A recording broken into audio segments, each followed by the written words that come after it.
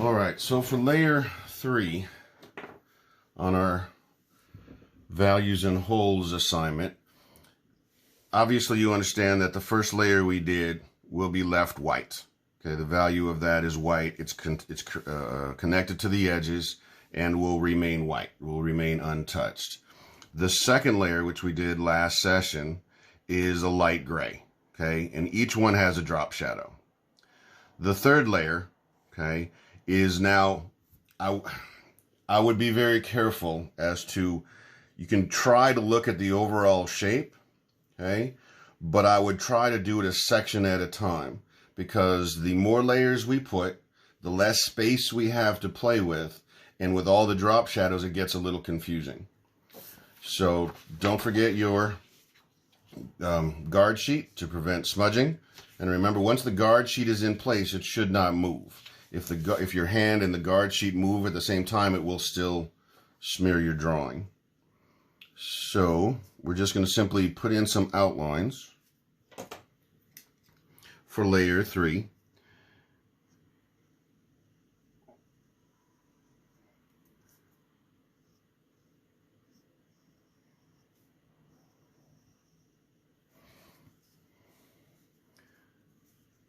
And maybe layer 3 can be a little bit thinner. So it's like, again, this is going here. So now we have layer 1 and layer 2. So layer 3 has to be behind both of them. And we're going to go here, stop, and then continue on with that line there. This line is going to go here, stop, and then continue on. Now everybody's drawing is going to look a little bit different because your shapes and your forms and your sizes and your shading is a little bit different. As I said from the beginning, you can follow the example, you can follow my example, or you can venture out on your own. And hopefully you've done that.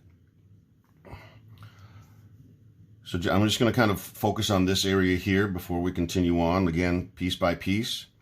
This is going to have a slight drop shadow, and it will probably be a little bit smaller than 1 and 2, because our space is becoming less and less.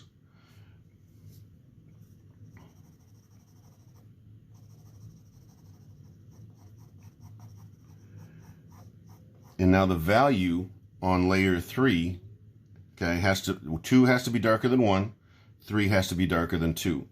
So if we've done our 2, we know our 3 has to be slightly darker. Remember, we're doing another layer. Our fourth layer is going to be darker still, so I don't want to take my third layer and go too dark. All I want to do is make sure that it's darker than 2. So I have a step-by-step gradation.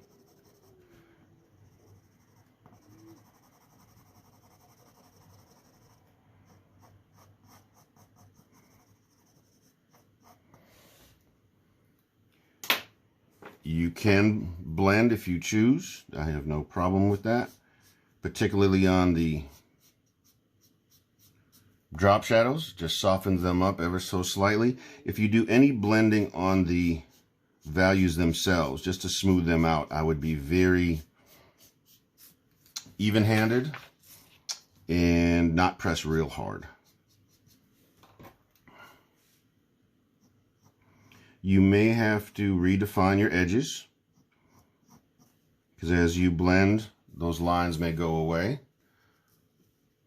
And that might be, in my opinion, just a little too dark. But if it does get too dark on you, remember you have your kneadable eraser and you can just pull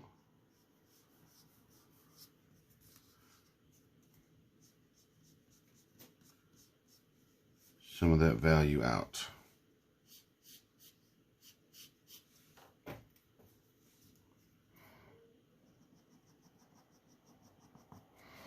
Okay, so I'm going to move up to the next section, add a little drop shadow,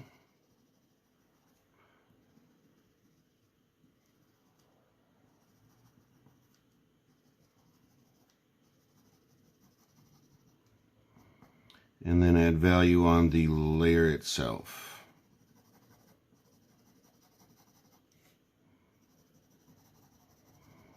Again, start light. You can always make it darker, but once it goes too dark, it's more difficult to lighten up.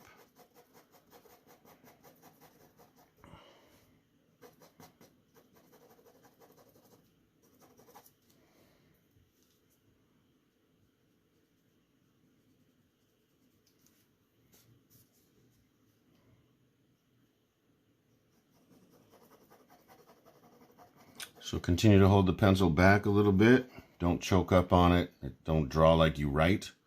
You want to draw like you draw. And so hold the pencil back. That'll prevent you and help you from not putting too much pressure. So as I said, I felt like I went a little too dark here. I'm going to try to lighten this up a little bit again. Just checking with my number 2. As long as it's darker than number 2, I've done my job.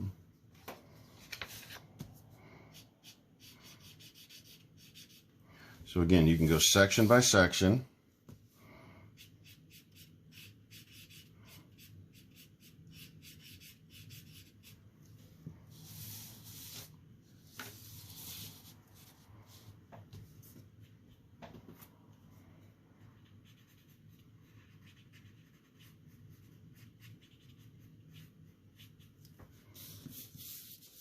Blending on the drop shadow, and then just a slight little overglaze, blending the layer 3 value, just smoothing it out.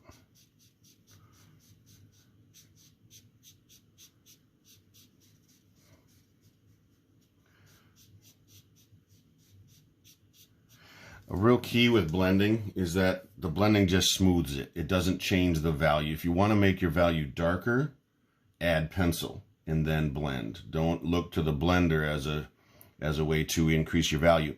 If you have a blender that has a lot of graphite on it and you add a lot of pressure, can it change your value? Yes, but that's not what the intended purpose of the blender is for. All right, so I'm going to take this section and move into here. So I'm just going to extend this line, break at the layer, and continue on this way. And in this corner up here, I'm going to make a little bit of a organic shape that's going to wrap all the way around here. Little negative space. And I put drop shadow on this side. And then I'm going to put drop shadow on the inside of this egg shape.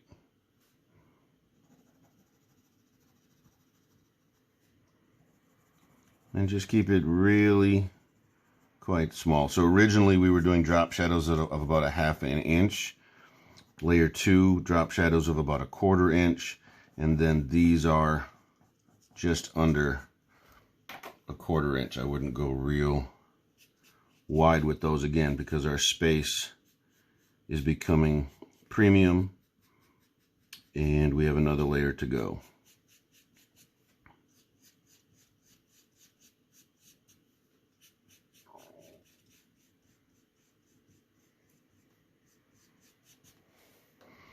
And then we'll add value on all of layer 3. And again, go in gradually. You can always darken it up. You have a number 2 right across it, so it should be easy to gauge that I want this layer to be a little bit darker than this layer. And remember, as we add value, it visually pushes that layer into the distance.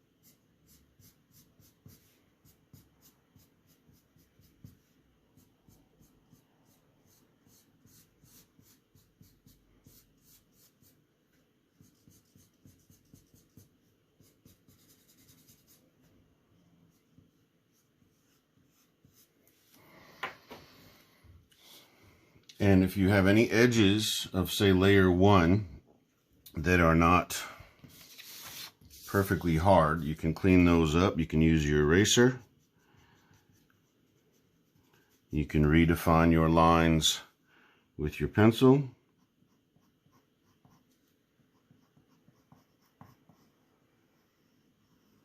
Just clean those edges up ever so slightly. Most of the time, the difference between an A and a B, or a high mark and a mediocre mark, is just the attention to detail. Just the craftsmanship of the piece.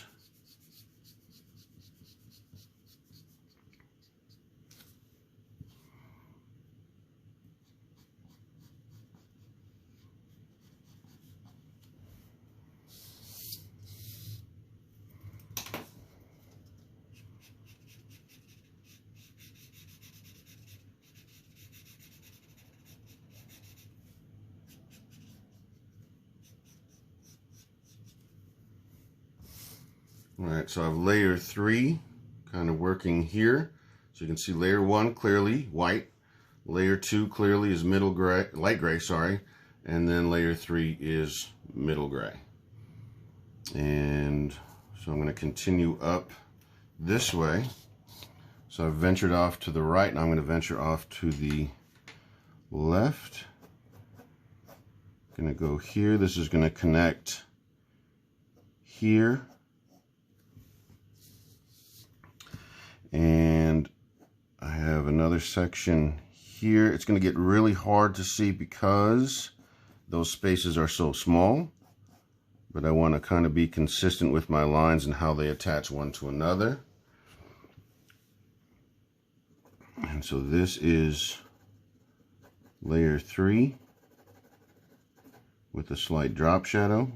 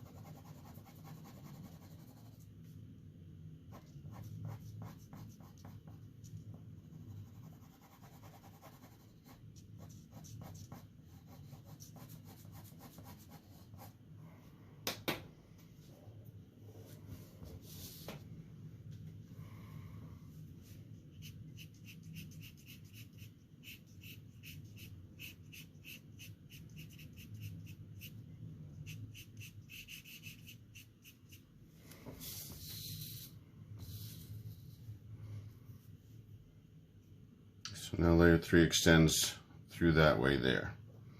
And we just continue section by section, step by step. I would do a little bit at a time and just double check that everything is connecting as it should.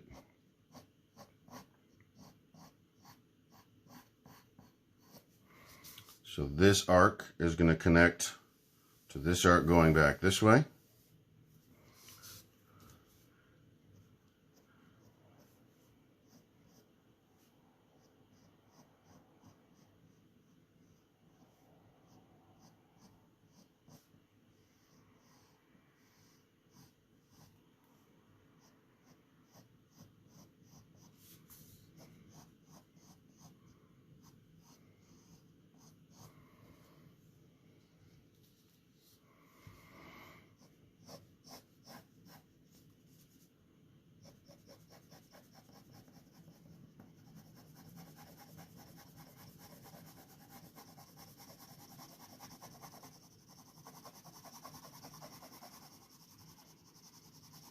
Remember that layer 3 is a middle gray,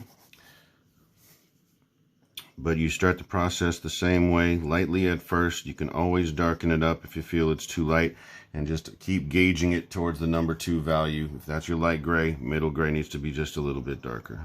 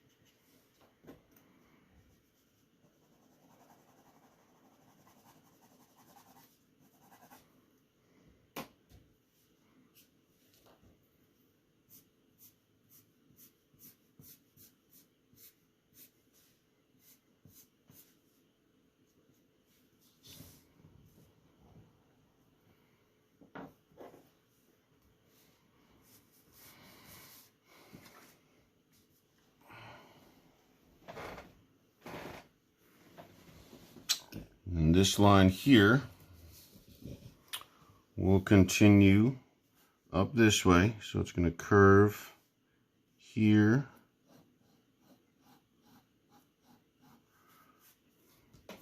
and then again through here.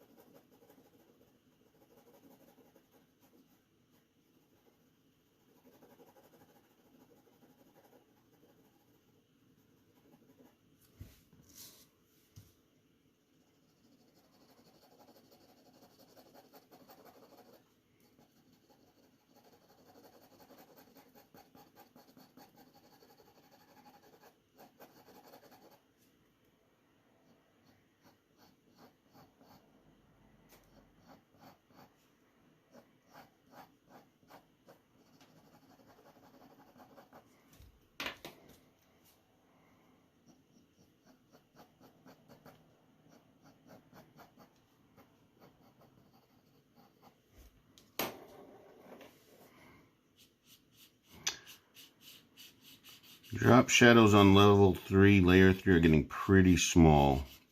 Again, just to conserve the space that we have left.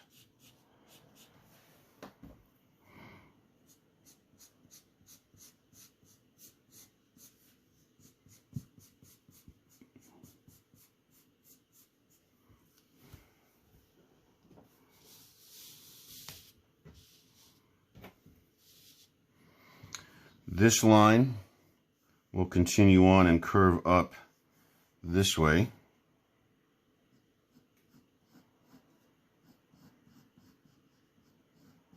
So my dark value, my middle gray value will be here.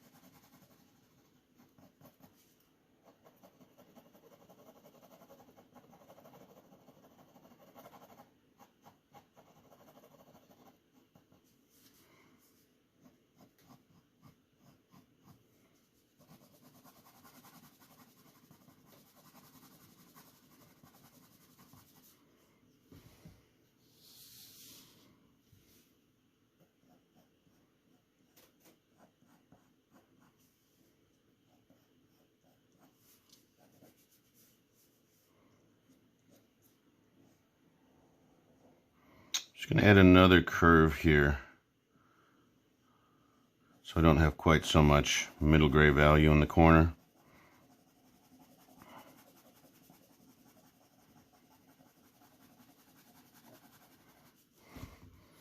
So again, one little section at a time I think is the best way to go for this third layer.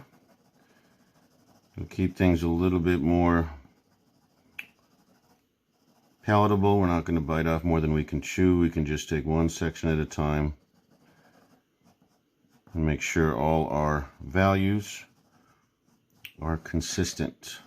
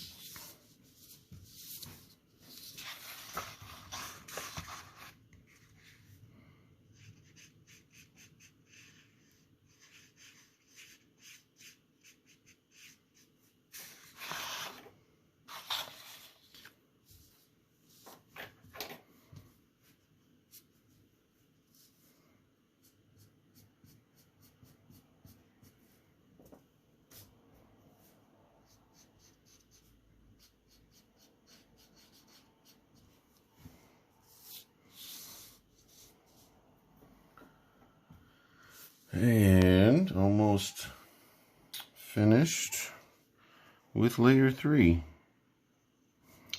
Just going to go this way just a little bit. And then this is going to branch off this way.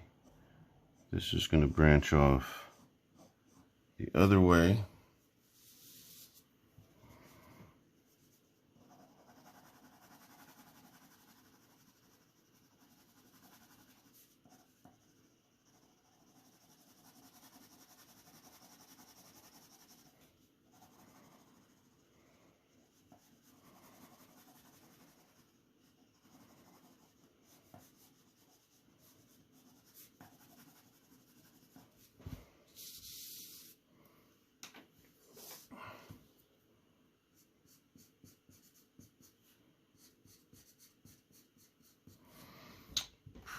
probably bring this down here and bring this here.